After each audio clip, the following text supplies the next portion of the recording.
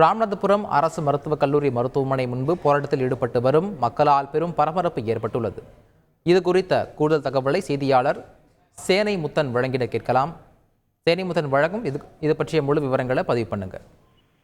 வணக்கம். அதாவது ராமநாதபுரம் அரசு மருத்துவக் கல்லூரி மருத்துவமனை முன்பு ராமேஸ்வரம் மதுரை தேசிய நெடுஞ்சாலையில 200க்கும் மேற்பட்டோர் தற்போது சாலை மறியலில் ஈடுபட்டதால் அந்த பகுதியில் பெரும் பரபரப்பு ஏற்பட்டிருக்கிறது.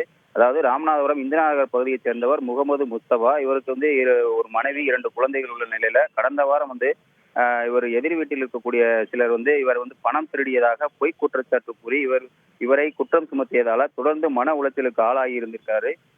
இந்த நிலையில மன உளைச்சலுக்கு ஆளான இவர் வீட்டில் யாரும் இல்லாத நேரத்துல நேற்று மாலை தூக்கில் தொங்கி உயிரிழந்ததாக கூறப்படுகிறது. இந்த நிலையில் அவர் மீது பொய் குற்றம் சுமத்தியவர்கள் மீது நடவடிக்கை எடுக்க வேண்டும் என்றும் மர்மமான முறையில்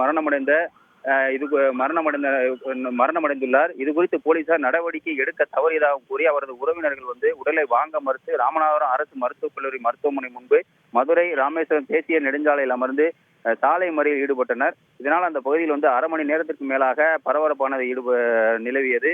அந்த சாலை மறியலில் ஈடுபட்ட நபர்களை போலீசார் தரதரவனை இழுத்து சென்ற காட்சியும் அங்கு பதட்டமும் பரபரப்பும் நிலவியது. தற்பொழுது உயர் அதிகாரிகள் இந்த போராட்டத்தில் ஈடுபட்ட நபர்களிடையே பேச்சுவார்த்தையில் ஈடுபட்டு வருகின்றனர்.